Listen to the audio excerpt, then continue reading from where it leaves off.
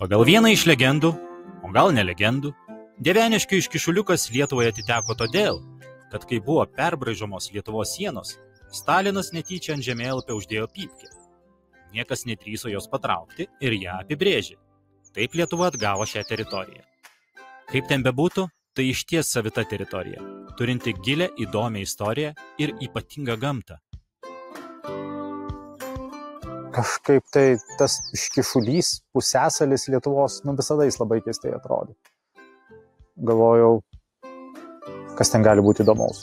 Paskui sužinojau, kad čia yra gatviniai kaimai, jau įdomiau. Tada pradėjau važinėti, žiūrinėti, kas čia dabar darosi. Ir tada netyčia atradau Gaują. Ir tada supratau, kad tai viena iš gražiausių upių, kur aš esu matęs. Ir tada pradėjau aplinkui vaikščioti. Ir tada pamačiau, kad čia visko yra. Gerai, to visko reikia gerai paieškoti. Ir vienu metu atvažiavęs, tu visko nerasi. Nes čia yra tokių retenybių, kur daugiau niekur Lietuvoje nėra, bet reikia žinoti laiką, kada čia atvažiuoti. Tad nieko nelaukęs, pasiimu pasą ir keliauju į iš 3 pusių Baltarusijos apsuptą Dzūkijos gabalėlį.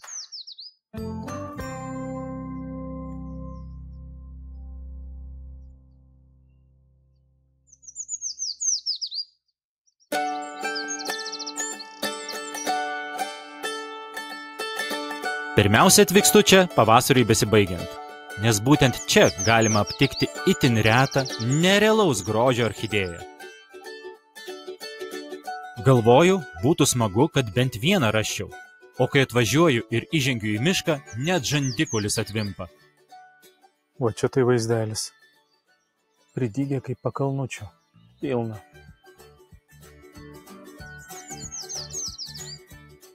Neapsakoma grožio orchidėja, kuri net ne visai panašiai orchidėja. Eik tu sau, kiek jų čia daug. Vat kiek akis užmato, visas miškas. Pilna.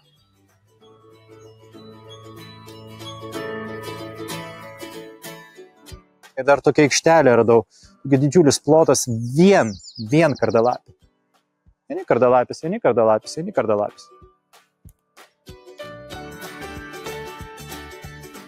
Aišku, man pasisekė, kad patekau į patį žydėjimą. Beveik visi prasiskleidė arba skleidžiasi. Ir kai dar pašviečia saulė, taip sušvinta balti žiedai. Visur. Tai vad būtent Dieveniškių regioniniam parke jų yra tikrai daug.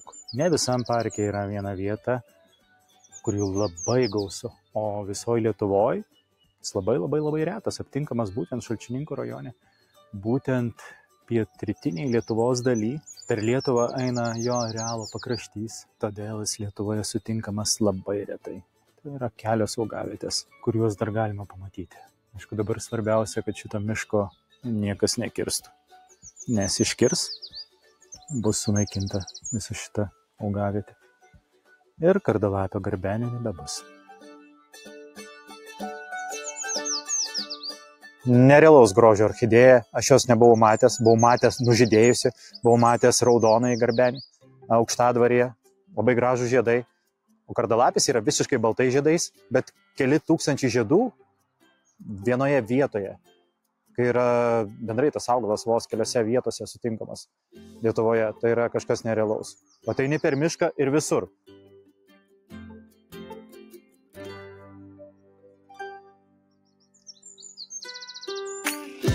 O pasižiūrėkit, kokia fantastiška grožio gėlė.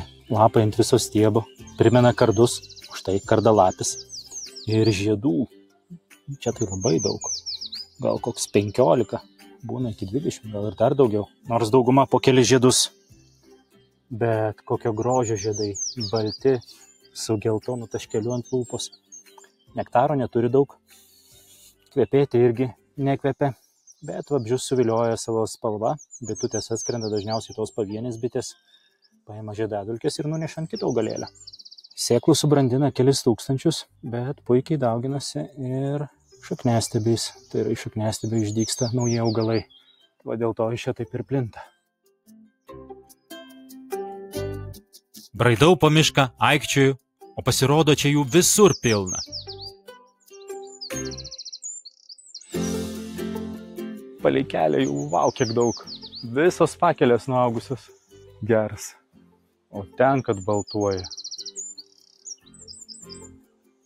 Eina savo.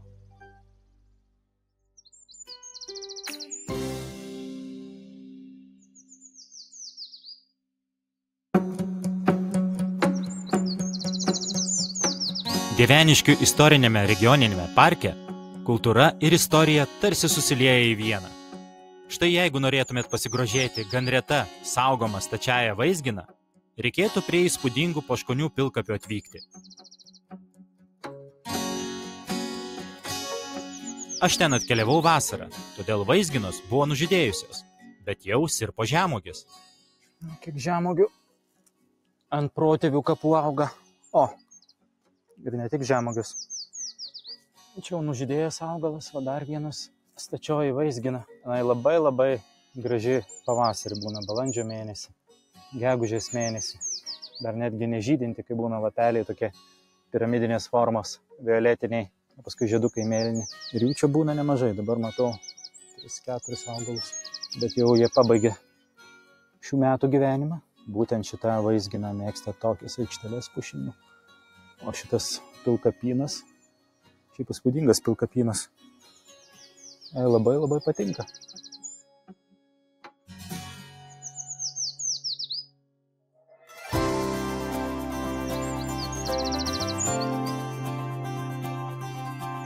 Nors mano ekspedicija yra gamtinė, nepraleidžiu progos po gatvinius kaimelius pasibastyti, nes čia gyvybės pilna.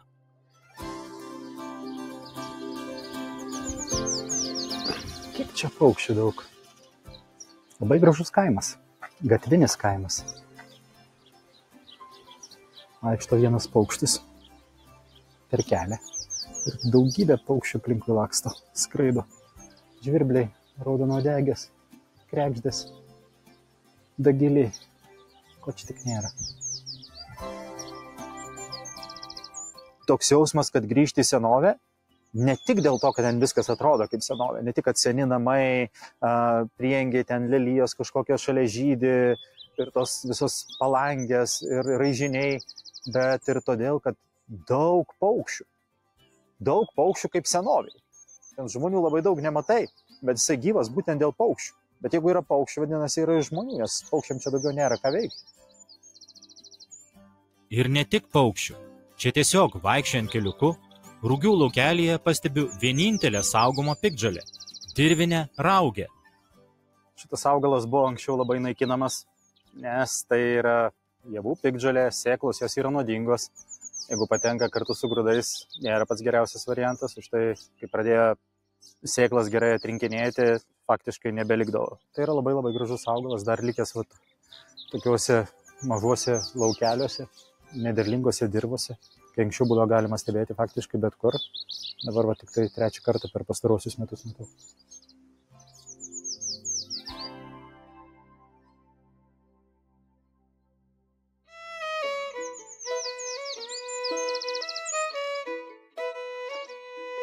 Toliau keliauju Bečonių piliakalnio link.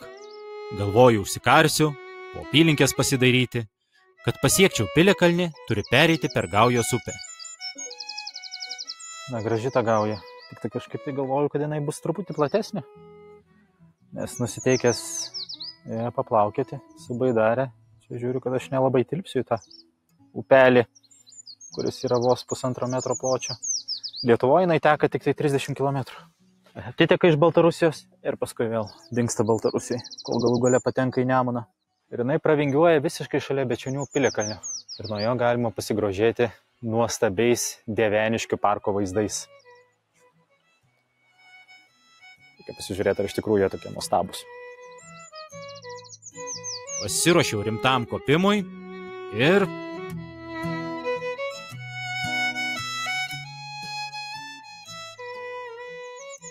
Lipi į kalną ir atrodo, kad tu niekur neužlipi, nes čia pasižiūri laukai visur. Ir atrodo, kalvikė ta visai mažytė. Iš tos pusės yra ką veikti užlipti, iš tos pusės visiškai nieko. Bet įspūdis tik tai toks, todėl kad bendrai čia viskas yra aukštai. Aukščiausia Dieveniškių vieta 262 metrai, šitas kalnas 194 metrai virš jūros lygio. Tai mes esame aukštai ant žemo kalno, Piliakalnio.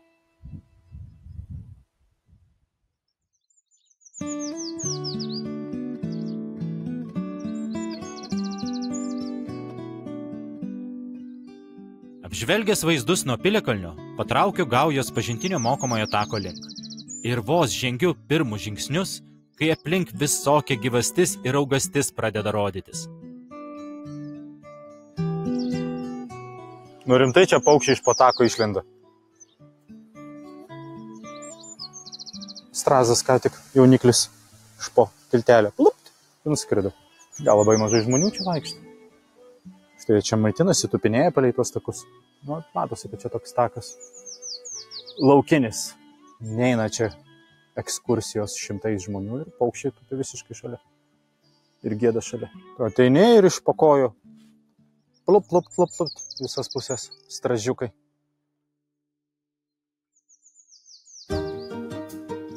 Takas veda prie gerai įmirkusios, nuostabiai žydinčios pelkėtos pievos. Orchidėjos šalia tako iš vienos pusės, iš kitos pusės. Aukštoji gegūnė. Čia gal. Čia gal sminga. Tai aš ten neisiu, tik pasižiūrėsiu iš toli. Gal kokia baltijinė gegūnė. Bet kiek jų daug čia?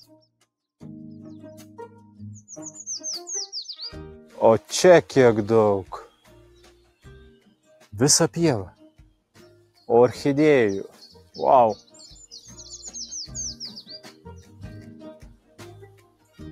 Ir kiek drugelių daug.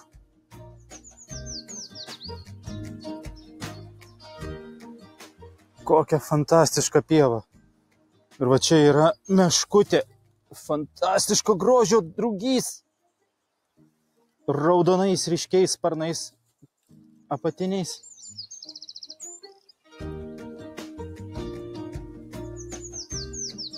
Va, kokia graži. O, kokie raudoni sparnai.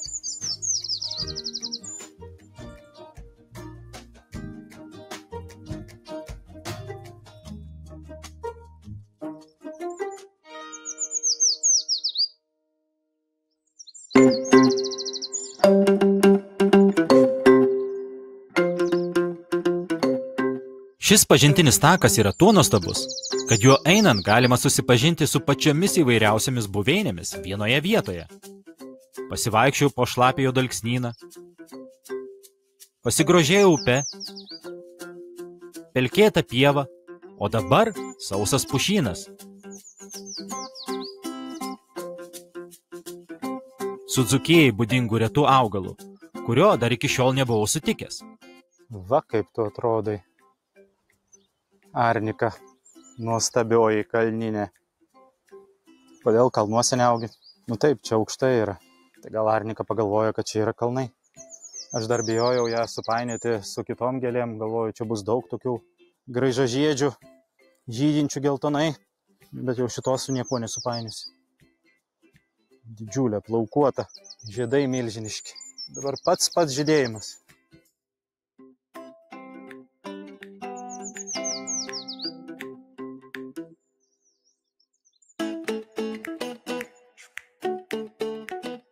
Bet išties į šitą taką aš atėjau dėl drugelio. Mažyčio drugelio rudom akeliam. Rudom akeliam ant sparnų. Ilgai reikėjo dairytis. Buvo daug panašių drugelių, kurie mane per anksti pradžiugindavo, kol radau tą vienintelį. Man atrodo, radau. Dabar svarbu, kad jisai nutūptų. Gerai, kad jisai toli neskrenda, paskrenda, atsitupia, atsitupia. Nu, reikia palaukti, kol jisai atsitūps. Ir kai atsitupia visą laiką, nukreipia sparnelius į saulę, kad pašiltų. Ir tada pasimato tos visos jo rudos akys ant sparnelių. Bet drugelis tai nėra didelis. Tai yra, eiti surasti drugelį, ten reikia ieškoti va tokio drugelio.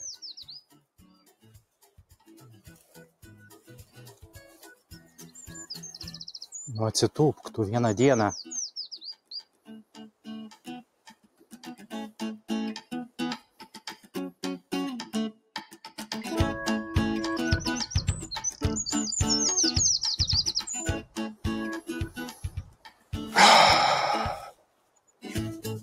Kur tu? Ne, čia ne šitas, čia ne šitas, čia ne šitas, čia šitas. Nu, apskridai 3 ratus, jau gal laikas atsitūpti.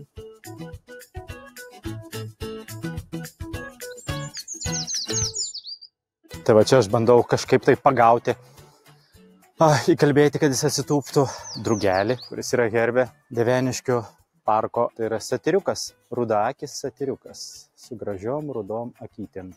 Jis nenori tūpti visiškai. Skraido pirmyn atgal. Mažytis drugelis. O, atsitūpė. Kaip gražiai pazuoja, kaip pagal užsakymą. Atsibodo, skraidys, sako, nu gerai. Fotografuokit mane. Šitas drugys yra retas, Lietuvoje sutinkamas keletoje vietų. Viena iš tų vietų yra būtent čia. Ir jų nėra gausios populiacijos. Po vieną, po kelis individus. Čia vieną, pavyzdžiui, matau tik tai. Ir jie mėgsta tokias šlapių pievų pakraščius. Čia bendrai čia labai keista augavietė. Labai daug bruknių. Toks bruknynas su viržiais. Ir tada avietynas, dilgelynas. Ir ten šlapynė visiška. Su visai kitomis rūšimis. O šiaip jeigu tuo taku pasivaikščioti vasaros antroje pusėje, tai valgyti galima nesiimti. Dieveniškėse nėra restoranų. Restoranai yra miške. Uogų, o čia žydė visur. Bruknės, ten mėlynynai, avietynai, gervuogynai, ko tik tai nori. Jau atrodo takas parodė visą savo grožybės, bet pabaigai jis dar sugalvojo pritrenkti nerealaus grožio ir kvapo pievą. Su rūgtimis, su božainėmis, lipikais, su orchidėja kokia graži. Kokia čia dabar tokia viena auga. Ponia baltynė ir kvepia kaip. Ir spalvų kiek. O čia tai puokštė. Lipikų turbūt pats skaniausias kvapas ten. Wow. Medus. Visiškai nosį duoda medus. Ir taip stipriai, taip saldžiai. Toks, net atrodo, tą kvapą galima paimti. Kiek jo daug tenai. Suvalgyti. Galvojau, per tokį stiprų vėją jokio vabalėlio nerasiu. Bet ne, čia jų buvo apstu.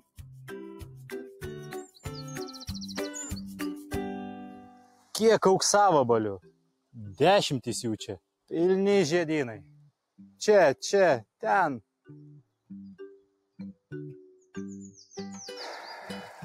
Labai daug visko čia. Kai vėjas nurimsta, tai čia. Tada ir pamatai skraidančius ir drugius, ir vabalus, ir bites, ir kamanės, ir muses. Šiaip, kai važiuoji keliu į šitą apendiksą, tai matai tik tai miškus, laukus. O va čia šitam pažintiniam take yra tokios pievos ir tokios sodrios ir tiek daug visko, tikrai atgaiva akims. Ir nosiai. Nes jau taip kvepia. Bet svarbiausia, tai kiek čia yra drugių. Bet ta vieta, entomologui, ateini tenai ir tu galėjai sėdėti visą gyvenimą. Ir tu turėsi ką veikti. Gerai, bent jau tol, kol nužydė tie visi augalai. Drugeliai, satyrai, perlinukai, admirolas, satyriukai, visokie smulkus drugeliukai, kurie ten skraido aplinkui. Gelsviai, man atrodo, buvo. Melsviai, auksinukas, raudonoji knyga, didysis auksinukas, fantastiško grožio drugys. Tai čia tik tai pirma vasaros pusė. Paskui tų drugių padaugėja, atsiranda ten spungės, dilgelinukai vėl iš naujo, admirolai ir taip toliau. Ir jau visai, kad maža nepasirodytų, radau į Gineso rekordų knygą pretenduojančią orchidėją. Nebūna tokia orchidėjų. Ir tokia riebi ir tokia stambi, baltynė, gegūnė, tokia wow. Net iš pat pradžių, kai pamaniau, galvojau, lubinas kažkoks keistas, net nesitikė, kad gegūnės palei žemę paprastai būna. O čia tokia veislinė viena.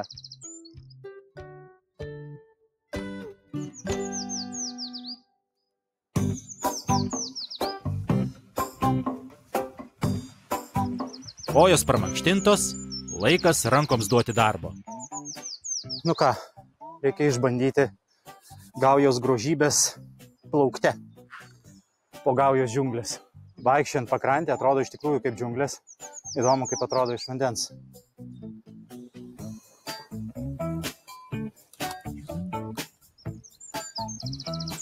Nieko daryti nereikia, pats plaukiu.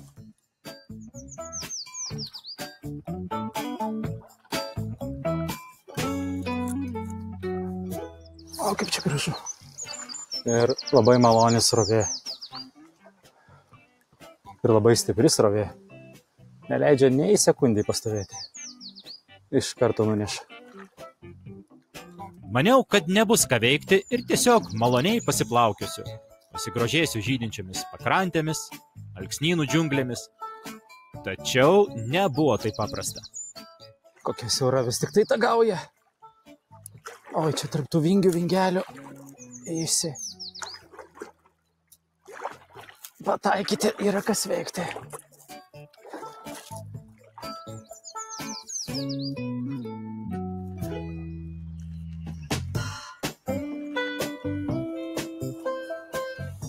Čia gluosnis koks kelią pastojo.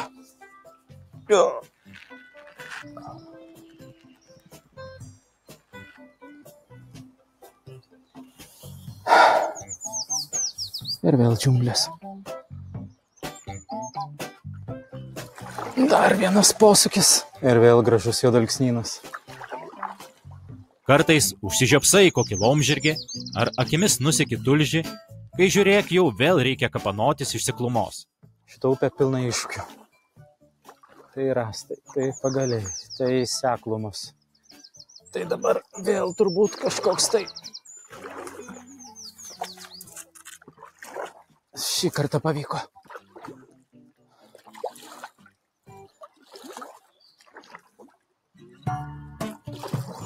Bet vėl dėmesį patraukia orchidėjos ir nauja kliūtis. Kažkokią kelmą užstrigau. Kaip aš jo nepamačiau. Opapa, opapa. Nu, nieko nebus. Teks lipti laukan, nes čia galima taip ir nuskęsti. Opa. Galų gale suplukęs, bet laimingas, pasiekiau tikslą.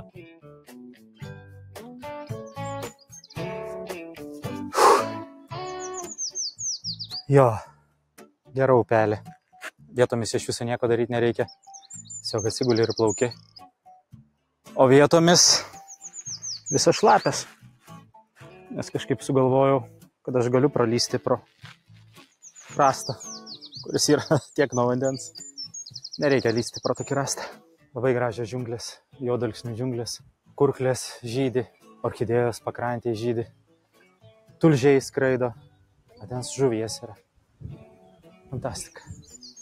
Ir vingiai vingeliai, vingiuoja. Galvoju, kada tu čia atplauksi. Bet labai gražu, kai atviroj vietoj siaura, vos baidarė pratelpa. Į mišką įplauki, toks platus kelias. Ir tada nieko daryti nereikia, tiesiog tave neša ir tu nuplauki.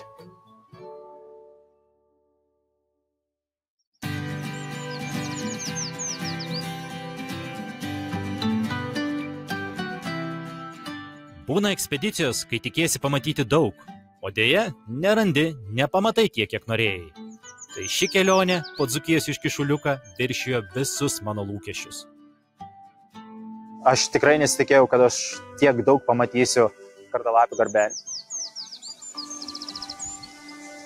Ten buvo kažkas tokio. Visiškai nesitikėjau, kad rasiu satyriuką. Nes vieną drugelį surasti toj milžiniškoj pievoj arba tam pievos pakrašty galima tikėtis, bet vėl pasisekė. Ir ta pelkutė su orchidėjom buvo kažkas tokio. O Gauja jin visą laiką graži. Manau, tikrai tai yra kraštas, kurį reikėtų atrasti kiekvienam. Juolab, kad nuo sostinės jis nėra toli, valandą kelio ir atvažiuoji ir pamatyti visą tą gamtą. Netgi būtina, sakyčiau.